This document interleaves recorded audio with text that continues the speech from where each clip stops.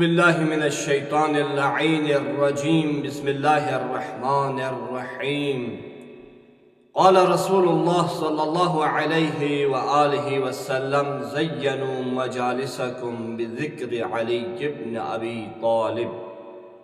ناظرین کرام، سب سے پہلے آپ تمام عاشقان امامت و ولایت کی خدمت میں مولود کعبہ قسیم النار والجنہ شہنشاہ ولایت علی ابن ابی طالب علیہ السلام کی ولادت باسعادت کے حوالے سے تبریک و تہنیت عرض کرتا ہوں۔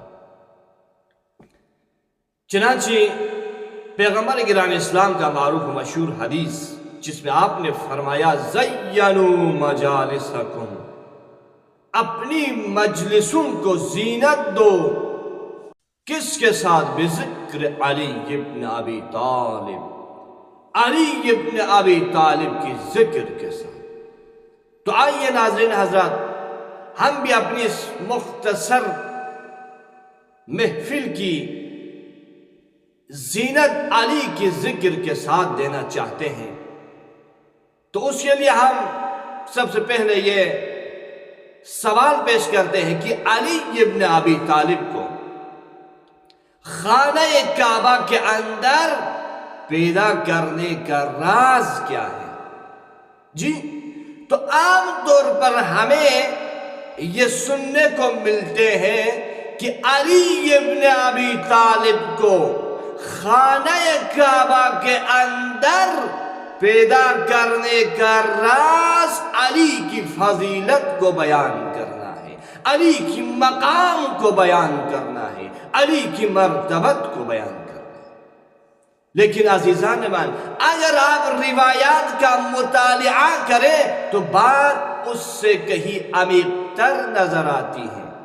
جیسا کہ آپ سب جانتے ہیں، وہ یہ ہے کہ توحید کی سب سے بنیادی شرط ولایت اور امامت ہے۔ چنانچہ امام الرضا صلوات اللہ وسلامہ علیہ نے حدیث سلسلۃ الذہب میں فرمایا لا الہ الا اللہ حصنی فمن دخل حصنی امن من عذابی، پھر فرمایا بشروطہا وانا من شروطہا، فرمایا توحید اللہ رب العزت کی شکست ناپذیر قلعہ ہے، جو بھی اس قلعے میں داخل ہوگا وہ عذاب سے محفوظ ہوگا، لیکن اس قلعے کے اندر داخل ہونے کے لیے بھی ایک شرط ہے، وہ ہے امامت اور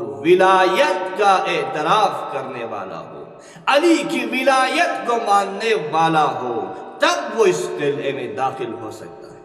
یہ تو تھا عقیدے کی بنیاد پر۔ اسی طرح عمل کی بنیاد پر بھی اگر کوئی عمل کرے، نماز پڑھے، روزہ رکھے، لیکن علی کی ولایت نہ ہو تو پیغمبر اسلام فرماتے ہیں اس کی عبادت کا کوئی فائدہ نہیں۔ چنانچہ پیغمبر اسلام نے فرمایا یا علی، اگر کوئی شخص حضرت نوح کے عمر کے برابر عمر کرے، دین اسلام کی تبلیغ و ترویج کرے، عبادت کرے، کوہ احد کے برابر راہ خدا میں انفاق کرے، جی، اور صفا و مروہ کے درمیان مظلومانہ طور پر مارا جائے، لیکن اگر اس کے دل میں علی کی ولایت نہ ہو تو پیغمبر نے فرمایا وہ جنت جانے کی بات تو دور، وہ جنت کی بو بھی نہیں سونگھ سکتا۔ تو ناظرین کرام، آپ نے دیکھا کہ علی کی ولایت ہم اعتقاد کی بنیاد پر مہم ہے، ہم عمل کے لیے مہم ہے۔